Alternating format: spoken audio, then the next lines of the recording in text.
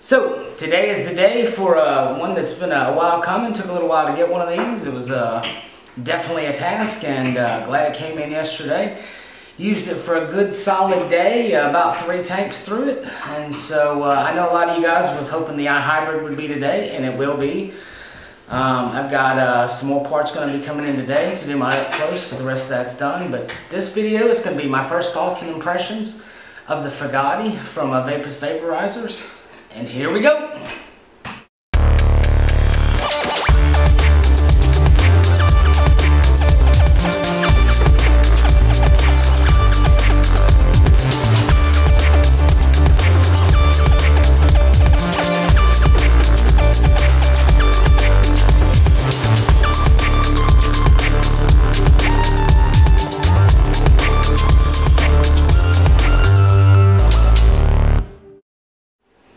So, Foggatti Day. Came in yesterday. I actually recorded a first impressions yesterday, but I wanted to, I don't know, maybe get, a couple more tanks under my belt on it before I kind of went off and did the review. I'm not going to do any up close stuff on this one. That'll go for the full review because, my style is I do a first impressions, use it for a week, and then I'll come back and I'll do a final review. Just like the iHybrid, I did the full, the first impressions last Sunday, I think. Used it all week, and got the full one finished. But this is going to be about the Foggatti. So, I've got most of the higher end ones. I've got the Hellfire stuff. I've got all the Dids. I've got the Bliss. I've got basically all the high-end atomizers. And so this one would I guess fall in the classification of a high-end atomizer.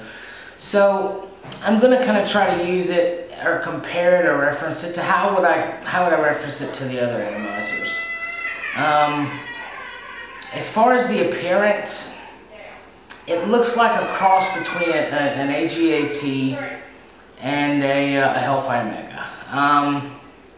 As far as performance, a lot of that really depends on how you set it up. 30 gauge wire, 32 gauge wire, twisted wires, a lot of different, configurations. Personally here, I'm using it on a Provari. The video I recorded yesterday on it, I was actually using it on a GP PAPS prototype tube that didn't have any engravings, that was brushed, so it looked really mint on there. For anybody looking to get a Foggatti, it's the same outside diameter. It's 22 millimeters, so it's the same outside diameter of a PAPS, a Gus, a Caravella, or any of the other Gus telescopic. It's the same diameter as any other 22 millimeter atomizer, and that's what it's designed for.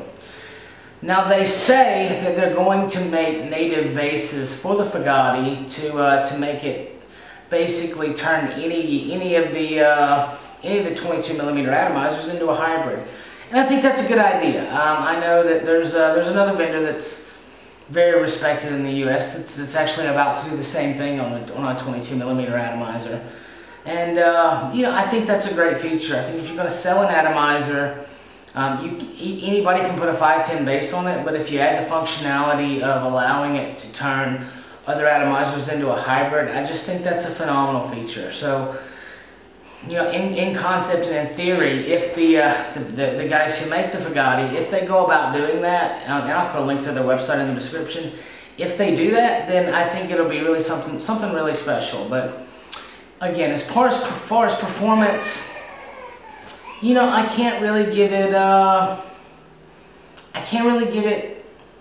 a whole lot above any of the other ones. Now they do, and this top cap's on here. It is O-ring secured, but it doesn't come off. They have the, I guess I will do a little up close. They got their air chamber. I don't know if I'm going to get that close. They've got some machining in here to make the air chamber a little bit smaller. I would say some of the logic behind that is to, I don't know, kind of take it to the realm of the Orion that has a really, really small air chamber. Some people feel that concentrates the flavor. I don't personally get that, but it looks neat. It looks really, really cool. So, so that's one thing. I found out yesterday while setting this up, it's not really practical to try to use this with a single wick. I would say this is definitely designed to be used with a U-Wick, and I've got a U-Wick on it. A 1.1 ohm coil that I'm running at about 3.8 volts, just about a standard battery here on my Priori. And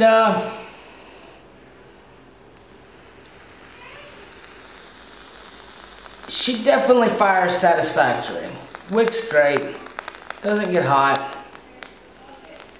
Good vertical wicking without a whole lot of tilt. That's a good feature. But now the, I guess kind of the new revolutionary feature is going to be the air hole. There is a hole cut right here below where you would put your wick or your coil on a U-Wick. And so basically the logic is you would put your top cap over that wick hole and you could turn it left or right, but you can see where the problem is right here. You could turn it left or right to either open up or choke off that wick hole. I think it's, in theory, that's a great idea, but what I have found is this top cap is so tight. I'm going to focus back out. I have found that this top cap is so tight that it's hard for me to turn the top cap without actually beginning to unscrew the deck from the tube that's inside the tank. I catch myself starting to unscrew the addy deck, and so it's a great feature, it's a great idea, but I don't think that was executed great. So what I end up actually doing is just lifting and closing this top cap, because I like it wide open. I end up lifting this top cap and then putting it back on until eventually I just get lucky and I land on wide open airflow. Again, good in theory, good, but the execution I think was done poorly. Similar to even the Hellfires. My only complaint that I have, period, with the Hellfire is that the top cap is so tight on some of them that when you're kind of trying to put it on there, you end up kind of unscrewing the top of the addy deck.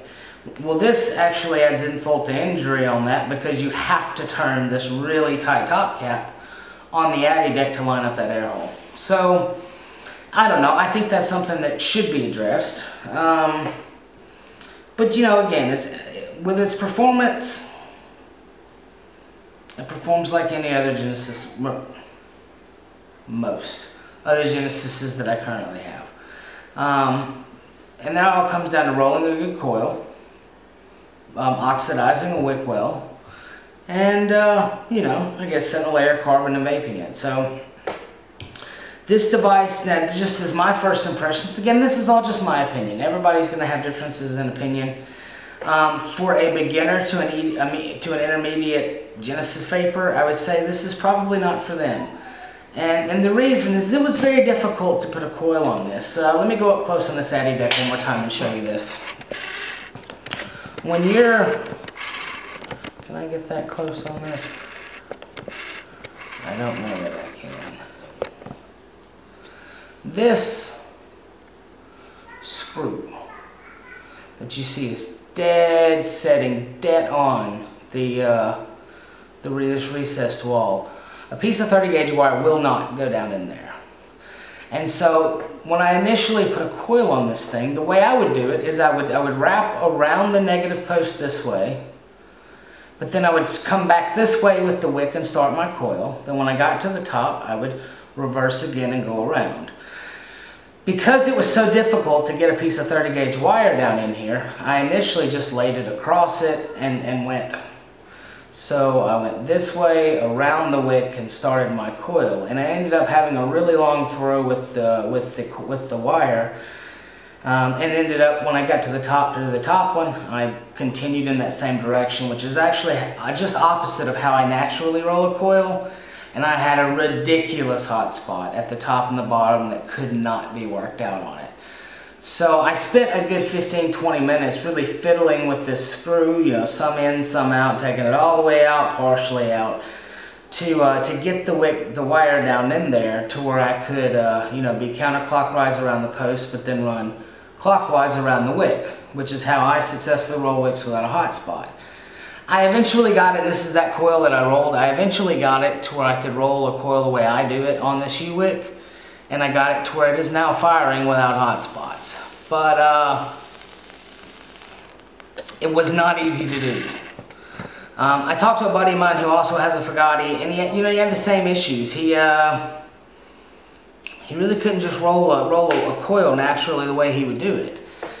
So it just made the shelf. So this is just first impressions. I'm going to do a full breakdown and review really up close and completely disassemble it in about a week after using it. Having a good solid week of use behind me on it. But first impressions, beginner, intermediate, probably not. An experienced Genesis user who's I don't know, very proficient with figuring it out. It's a good Addy. It performs well.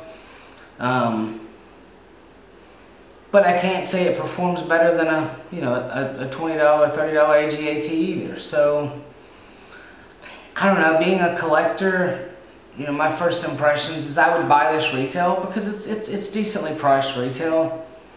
I wouldn't chase one down and pay a premium or trade something, well out of the realm of retail versus retail for it.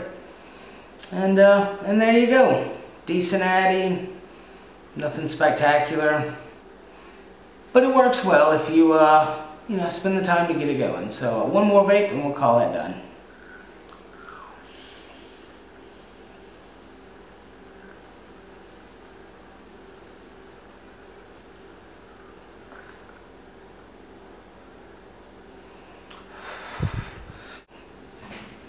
So that's it. Jamie JC West here, ECF, New Vapor Forum, Facebook, Vapor Wall, Vape Pit, UK Vapors, just about everywhere else. So be strong, vape on, see you again.